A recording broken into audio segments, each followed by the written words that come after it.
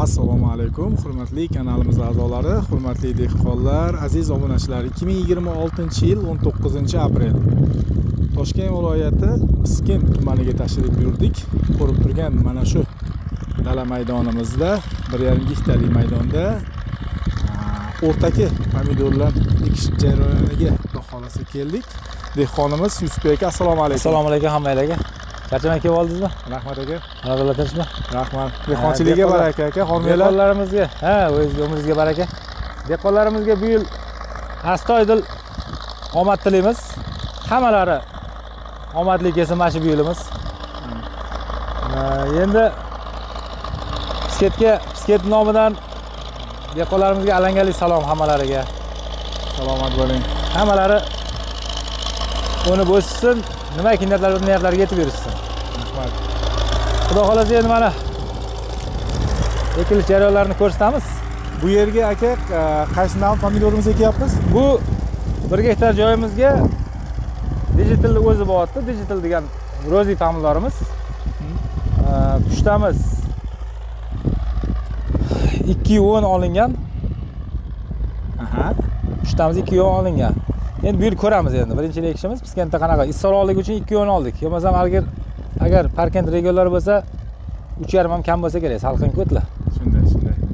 Bu indeterminant o'suvchi pomidorlik uchun biroz pushtasini kattaroq olishgan. Oralari 35-40 cm dan. Bu oqarib turgan narsa amofosa? Amofos. Amofosdagi solib. Greta baklashgan qopqog'ida ikkita qopqoq solib o'rishadi. Stakan holat bo'lsa, stakanchik bo'lsa. Mana shu ko'chatlarimiz misol uchun chanqab turibdi. Bu suvga tushsa yaxshi bo'lib ketadi. Hozir ham ketadi. Gullagan, chiroyli holatda.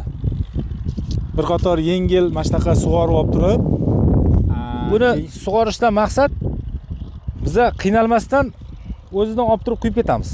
1,5 litr. Bu shuncha joyga odam olib suv tashtirgandan ko'ra biz qo'yib qo'yamiz arig'idan, uni ziyoni yo'q. To'ldirib baklashga kesib berganmiz. 1,5 litr taqsimi tushishi kerak. Birinchidan amofosimiz eriydi. Stakan botadi. Stakan hozir quruq holatda bo'lgani uchun stakan bo'shash kerak. Tomir ochish kerak boshqa joyga. Ekilish jarayonini ham ko'rsatamiz. Jarayonlarni ham bir ko'raylik bunda. Qancha chuqurlikda ekiladi? Bu kelavering. Ish holatlarini ham. Hozir yana eslatma o'rnida Digital F1 bu pushti pomidor, indeterminant, rozoviy pomidor. Bu o'tgan yil 2025-yilda ko'p ko'rsatganmiz. 26-yildan xudo xolasa bu Piskent regionlariga yangilik. Bu ko'rib turgan 1,5 gektarda faqat digital emas, qizil pomidor ham bor. Bitta 1707. Xudo xolasa 2 oson natijalarini yaqin 2 oyda xudo xolasa e'tiboringizga taqdim qilamiz. Mana shu holatda ekan mana. Shunda mana shu uslubda gektariga necha ming ko'chat ketar ekan aka? Men gektarga hisobladim 13 ming, 12 mingta. 13 ming, 12 mingta ko'chat bo'ladi. Lekin 1 gektar maydonga 30 mingta ekiladi. Misol uchun boshqa pomidorlarda 25 mingta. Buni endi pushtasi katta bo'lgani uchun, hosildorlik ko'p bo'lgani uchun baribir o'sha tanlashib beraveradi, xudo xolasa. Xudo xolasa. Toshkent va Toshkent viloyatlarida pushti pomidorga, rozoviy pomidorga talab borligi uchun shunaqa katta gektarlarga azlar ekiladi. Chunki bularni ta'mi shirin bo'ladi, shakli shamoyili chiroyli bo'ladi. Determinant ekishlik sababi o'sha kipriklari chiroyli, blesklari, yiriliklari yaxshiligi uchun Toshkent bozor shuni xohlaydi. Oddiy pomidorlardan ertaga yozda sotilganda ham qimmatroq sotiladi. Inshaalloh natijasini ko'rsatamiz. Ko'rasizlar. Oldin suv quyilib olar ekanda.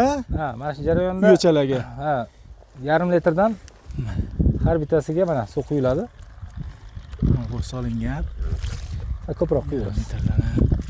Keyin mana shu joyga ko'chatlarimiz ekilar ekan. Agar kimni himmatiga qarab, agar mana shu uy ichiga bir kosadan agar diagnoz solib eksiz, bu juda ham bir a'lo ish bo'ladi. Katta gektarlarga mahsulot ko'payib ketgan. Mana salafan olingan holatda Botiriladi mana. Kirguncha botirish kerak buni. Mana o'zi shu. Ekish chuqurligi mana shu ko'chatimizni stakanini turbog'i anaqa bo'lgan joygachami? Ha, ko'milishi. Ha, o'zi botirsangiz botiriladi mana. Lekin mana shu stakanimizni shu tuprog'i chiqqan joygacha ko'miladi. Botiriladi mana. Botirilar ekan. Keyin bunday ko'mib qo'yiladi. Bo'ldi. Tamom, ha? Xudo xolasa bu so'laganiga e'tibor bermaysizlar. Biz ertaman tashlab qo'yganmiz ko'chatlarni. Ha. Kun bo'yi turibdi. Hozir уже peshindan o'tibdi. Kechgacha bu. Ha, bu hech bola qilmaydi u ko'chatlarga. Naryoqda ko'rdik, ertalab ekilgan joylar уже tirilib tikib qo'ygan. Zo'r holatda. Oddiy usul. Bunaqa qiyinchilik joyi yo'q. Stakan o'sha gap azizlar. Pomidoringizni naviga qarab, arig'idan arig'igacha pushtalarini olasiz. Bu har xil pomidor o'zining xarakteristikasiga qarab. Qator oraliqlari hammasi 40-35 sm dan eng yaxshi. Shu o'tib olsin.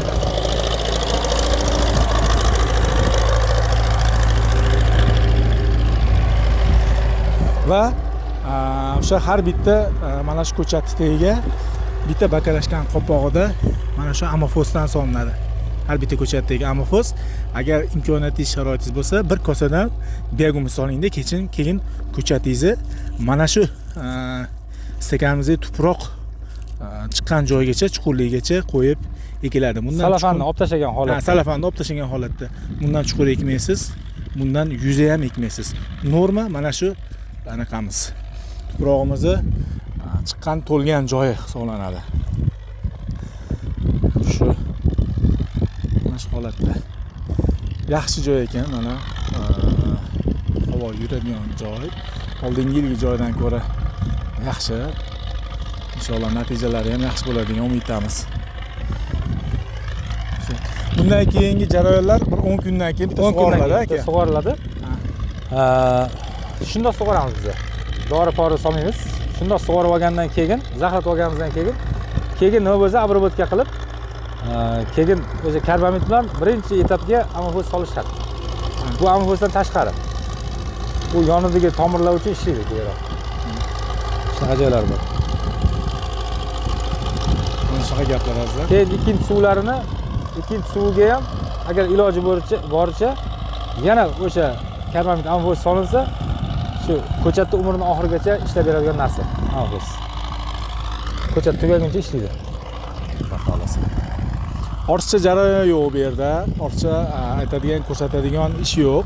Mana shu holatda boya aytganimizdek, o'zingizni ekayotgan navingizni xarakteristikasiga qarab, endi gektarini taqsimini aytib ket deyish kerak-da, misol aytmoqdik hozir. Nimasini? Gektariga taqsimi qancha solaman amofos, qancha karbamid solaman degan joyi bor-da.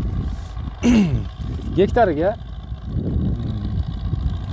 3,5 qop amofosga 3,5 qop karbamid solib aralashtirsin, 7 qop birinchi suvga. Chunki bizanikining pushtasi keng bo'lgani uchun arig'imiz soni kamda.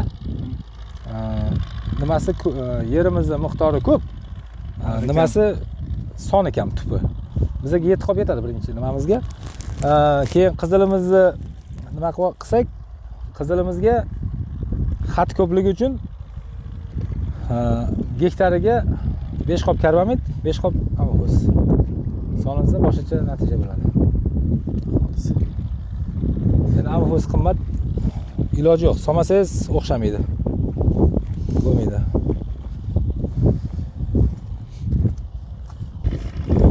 Narvani ekishyapti. Bu ertalab ekilgan joy, ha? Yo'q, bu hozir 2 soat oldingi jarayon bu. Mana ko'chat to'lgan holatda edi, mana shu tirilib ketadi keyin. Dilkillab qolibdi mana. Uni dehqonlar o'zi biladi. Tushunmagan odam emas, faqat dehqonlar biladi. Sirasi bu tirilib ketadi. Suvga tegsa bo'ldi. Hammasi dilkillab xudo xolasa yaxshi holatda. Tepa undan ham zo'r holatda. Aka, xudo xolasa yana orada bir kelamiz. Xudo xolasa. Xudo xolasa bir oylarda 20 kunlarda ham bir kelib o'zgarishlarni bir ko'rsatib, xudo xolasa tomoshabinlarimizga. Endi mana Umidjon aka xayrli ishni boshladik, xudo xolasa. Ekilish jarayonini ko'rsatdik. Birinchi mana urug' tashlashdan boshladik. Ekilish jarayonini ko'rsatdik. Biz endi birinchi suv, ikkinchi suv qo'yish jarayonlarini ko'rsatib, dehqonlarning mutaxassisligini oshirsak, savob tegaveradi, xudo xolasa. Xudo xolasa. Yaxshi bo'ladi, xudo xolasa. Azizlar, kuzatishda davom etasizlar. Inshaalloh mana sezonlarimizni boshlab oldik. pomidor sezonlarini natijalarini etapma etap qo'yib boraveramiz. Xudo xolisa sabr bilan tomosha qilayotganinglarga kattakon rahmat. Biz kanalimizdan uzoqlashmaysizlar. Inshaalloh bu yilgi videolarimiz o'tgan yilgidan ham ancha qiziqroq bo'ladi. Inshaalloh ko'p joylarga boramiz. Yusuf akam ham dalalarga ko'p marta kelamiz bundan tashqari. Azizlar, sog' bo'linglar, salomat bo'linglar. Hammalarimizni, dehqonlarimizni, bu yilgi dehqonchilarga Alloh fayz baraka bersin. Yaxshi kunlarda ko'rishinglar azizlar. Salomat bo'linglar. Rahmat.